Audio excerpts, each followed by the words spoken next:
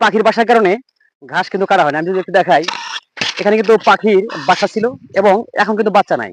যদি দেখা একটু, যে এখন বাচ্চা নাই, বাচ্চা কিন্তু উড়াই নিয়ে চলে গেছে।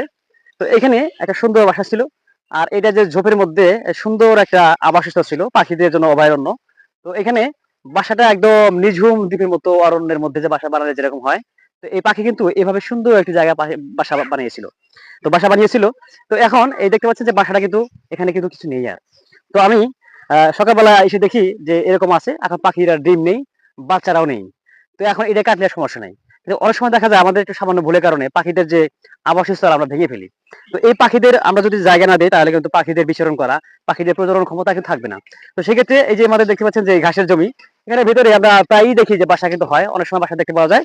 তো তার মধ্যে এটা একটা। তো এবার কম আছে, মাঝে মাঝে আবার ওই যে আমরা কি বলে ভীমরুলে যে বল্লা আছে, বল্লা বা ভিমরু বড়ি, এই ভীমরুলের চাকও আমরা পাওয়া যায় এখানে। তো এটা কিন্তু মারাত্মক বিষাক্ত একটা মৌ চাকের মতো হয়। তো সেটা হলুদ রঙের, হলুদ বর্ণের। এই যে বাসা দেখতে পাচ্ছেন, বাসাটা কিন্তু এখানে এই যে আছে, কিন্তু এখন কোনো ডিম নাই, যেটা বললাম একটু আগে। তো এই ধরনের অসংখ্য বাসা আমরা কিন্তু ক্ষেতের মধ্যে পাই, পাশাপাশি ভীমরুলের বাসা আমরা পাই। তো আমি যেটা বলছিলাম যে এই ধরনের যদি কারো নজরে পড়ে যায়, আবার আপনার আবাদের মধ্যে বা ফসলের মধ্যে, সেটা যদি ভুট্টার গাছ হয় বা যে কোনো গাছ যদি হয়, তাহলে আপনারা কর্তন না করে, না কেটে, আপাতত পাখির ডিম যে আছে এটা ফুটার অবস্থা পর্যন্ত আপনারা অবশ্যই এটা কিন্তু সংরক্ষণ রাখবেন, যাতে পাখিটা, মা পাখিটা যেন, এই যে দেখেন, আমি একটু যদি দেখাই যে কতটা কষ্ট করলে একটা পাখির বাসা হয়। এটা কিন্তু এখন ভাঙা যায়, কারণ হচ্ছে এখন আর হয় নাই, ডিম চলে গেছে বাচ্চা নিয়ে ফুটে যায়।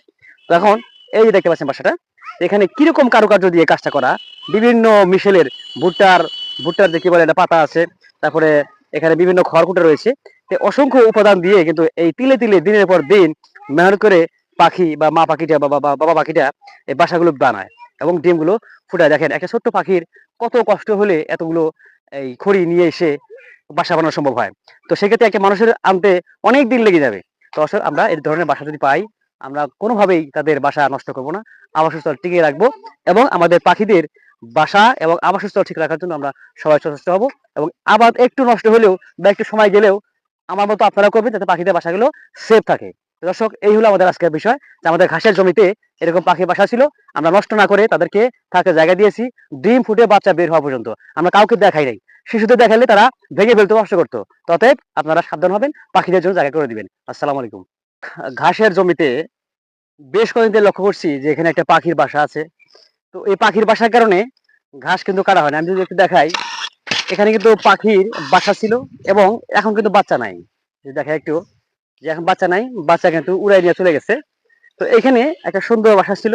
আর এটা যে ঝোপের মধ্যে সুন্দর একটা আবাসস্থল ছিল পাখিদের জন্য, অভয়ারণ্য। তো এখানে বাসাটা একদম নিঝুম দ্বীপের মতো, অরণ্যের মধ্যে যে বাসা বানালে যেরকম হয়। তো এই পাখি কিন্তু এভাবে সুন্দর একটি জায়গা বাসা বানিয়েছিল। তো বাসা বানিয়েছিল। তো এখন এই দেখতে পাচ্ছেন যে বাসাটা কিন্তু এখানে কিন্তু কিছু নেই আর। তো আমি সকালবেলা এসে দেখি যে এরকম আছে, এখন পাখিরা ডিম নেই, বাচ্চারাও নেই। তো এখন এটা কাটলে আর সমস্যা নাই। কিন্তু অনেক সময় দেখা যায় আমাদের একটু সামান্য ভুলের কারণে পাখিদের যে আবাসস্থল আমরা ভেঙে ফেলি। তো এই পাখিদের আমরা যদি জায়গা না দিই তাহলে কিন্তু পাখিদের বিচরণ করা, পাখিদের প্রজনন ক্ষমতা কিন্তু থাকবে না। তো সেক্ষেত্রে এই যে আমাদের দেখতে পাচ্ছেন যে এই ঘাসের জমি, এখানে ভিতরে আমরা প্রায়ই দেখি যে বাসা কিন্তু হয়, অনেক সময় বাসা দেখতে পাওয়া যায়। তো তার মধ্যে এটা একটা।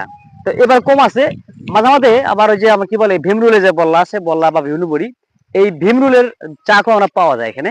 তো এটা কিন্তু মারাত্মক বিষাক্ত একটা মৌ চাকের মতো হয়। তো সেটা হলুদ রঙের, হলুদ বর্ণের। এই যে বাসা দেখতে পাচ্ছেন, যে বাসাটা কিন্তু এখানে এই যে আছে, কিন্তু এখন কোনো ডিম নাই, যেটা বললাম একটু আগেই। তো এই ধরনের অসংখ্য বাসা আমরা কিন্তু ক্ষেতের মধ্যে পাই, পাশাপাশি ভীমরুলের বাসা আমরা পাই। তো আমি যেটা বলছিলাম যে এই ধরনের যদি কারো নজরে পড়ে যায়, আবার আপনার আবাদের মধ্যে